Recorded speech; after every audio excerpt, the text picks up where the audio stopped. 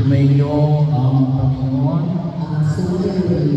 Tulad po ng inahayag natin ngayon ay dakilang katistahan ng pagbibinyag kay Jesus ni Juan Bautista.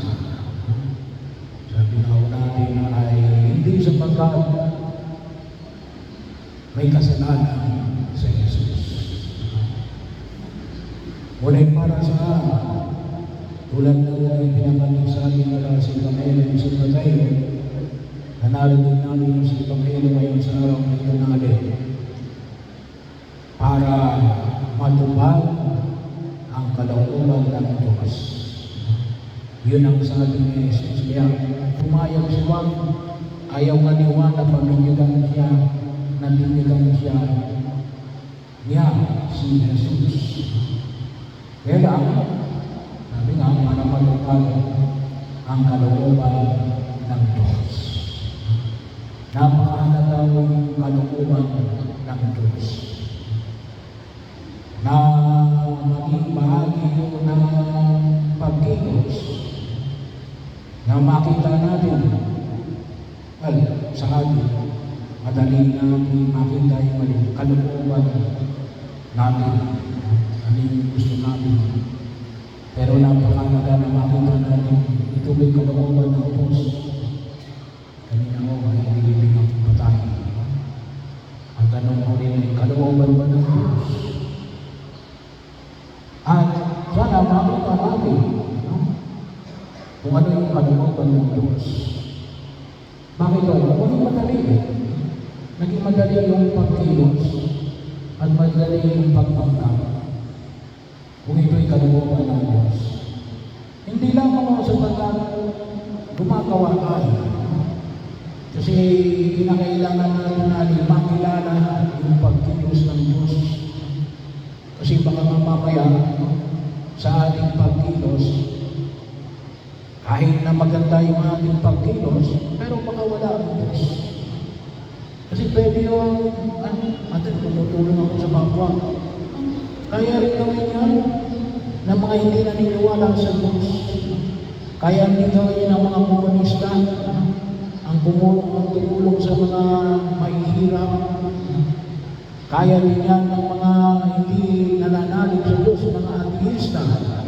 Tumutulong din yan sa kapwa. Pero natin, wala yun ang Diyos. Kaya dapat maging malumanang sa atin. Kasi marami naman tayong pwedeng maging pagkilos. Pero yung dapat na pagkilos ay alin, hindi lang nakatutulong sa iba. Ngunit na maging maliwanag sa atin na itong pagkilos na ito ay tunay na kalooban ng Diyos. Hindi naman kailangan na Jesus na siya ibinagay. Bakit? Wala siya kasalanan. Hindi naman siya katulad natin. Pero bakit? Kasi yun ang kalooban ng Diyos na siya magbinagay. Sabi na natin, bakit yun ang kalooban ng Diyos? Papasok tayo kung sa ikadalang bahagi. Pero napakahalaga yun ang makita natin. Alin ba yung kalooban ng Diyos? Tayo ba yung pagkilos natin ay isang pagtugon sa kalooban ng Diyos? Dapat mo maging aware tayo ang itong ginagawa mo ay kalooban ng Diyos. Dapat mo maging maliwanag sa ating yun. Makilala natin at sabi nga natin, maipahayag natin sa ating sarili katulad ng nangyari sa pagbibinyag kay Jesus ni Juan Bautista. Kaya ginawa ito ni Jesus, hindi siya magkailangan niya. Dahil yun ay pagsunod sa kalooban ng Diyos. Kaya napakahalaga sabi nga, napuno ng kababaan loob na ang Diyos ay makatulad sa iba, bibilang at maging katulad ng tao na ni Juan Bautista. Pangalawa, bahagi yun na makikita natin kasi bakit ito? Kasi ito yung patuloy na pagpapahayag, pagpapakita, bahagi pa rin ito ng tinatawag natin ng pamilya na Jesus. At kung ito kasi hindi lang sa Jesus, ito yung pagpapakilala ng alin na iisang Diyos na may tatlong person. Si Jesus, na kinikilalang Mesiyas, ang Espiritu Santo, na lumubog sa kay Jesus noong siya umawat sa tubig, simula ng panibagong buhay sa anyo ng kalapati at ang tinig ng Amang nasa langit na nagpapahayag natin, ito ang minamahal kong anak na lubos kong kinalulugdan. Kaya bahagi yung pagkilala ng pagkilos ng Diyos, Ama, Anak, at ang Espiritu Santo. Na nawa, higit na magpakilala sa atin at magpatibay sa atin natin. Hindi ka mo si Jesus ang sinasabihan na ito ang pinakamamahal kong anak na lubos kong kinalulugdan. Sana po makita rin natin tayo ay pinakamamahal ng anak na lubos din kinalulugdan ng Diyos. Na alin, pagkilala na sa biyaya na ibinibigay ng sakramento ng binyag na ipinagkaloob sa atin. Sabi nga kayo, dito na narinig yung salita ng alin, the primacy of grace, ang pag-uuna ng grasya ng Diyos. Hindi lamang grasya ng Diyos, ngunit ay pag-uuna ng grasya ng Diyos. Wala ka pang ginagawa, may grasya ng Diyos. Tayo, kalimitan na rin natin yung rin, original sin. Huwag natin kalimutan na bago dumating ang original sin, may original grace. May original grace. Ano yung original grace? Kasama tayo sa langit ng Diyos. Nasinira lamang ng original sin. Pero, baka nakakalimutan natin, mayroong original grace. At yun ay highlighted ang ginagawa sa atin sa sakramento ng binyag. Lalo-lalo na yung yung pagbibinyag natin sa bata.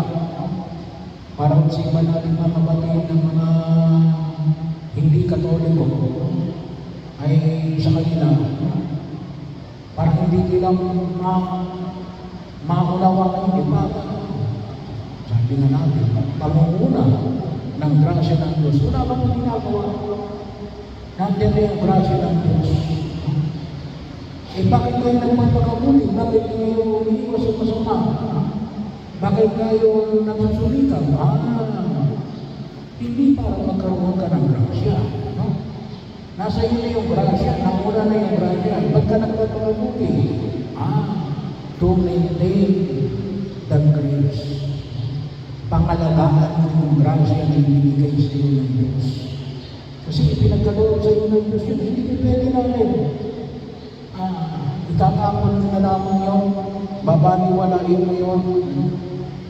Kaya yung pag-iwas sa kasalanan, paggawa ng kabutihan, para pangalagaan yung biyaya na unang ipinagkaloob ng Diyos sa bawat isa sa atin. Kaya nga, hinahighlight natin yun, lalo-lalo na, kaya nga kapag ano ng linggo, ay tayo ay sa loob ng misa yung binyag natin, para makita natin yung kahalagahan ng biyaya na ipinagkaloob ng Diyos sa atin nung tayo yung binyagan. Maging maliwanag sa atin na tayo rin ay minamahal ng Diyos. Tuloy tayo humubog ng lakas. Mahirap kung magpakabuti. mahirap kong lumaban ng panis. Mahirap kong labanan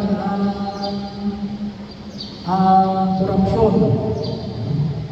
Mahirap kong lumaban ng patas. Mahirap kong labanan ang padrino system. Kung wala yung grasya ng Diyos. Pero kapag nandiyan yung grasya ng Diyos, yun. Kaya nga napakalaga yung salitang binitiwan ng Ama. Ito ang minamahal ng anak na gusto kong kinagulutan. Sana po, makilala natin yun sa ating pag-inis. Ako ang minamahal na anak ng Diyos na lubos niyang kinagulutan. Kaya, may kakayanan ako natin na labanan ang anumang uri ng panunukso ng demonyo. Pagsusumikapan ko na alin na makatugon sa panawagan ng Diyos. Na bahagi ng usa ni alin na sa pagtahan natin sa daigdig na ito upang harapin ang pang-araw-araw na hamon ng mundong ginagalawan natin. Bakit? Dahil ako ay anak ng Diyos. So ano, bakit nagkakaroon ng problema? Nakakalimutan natin.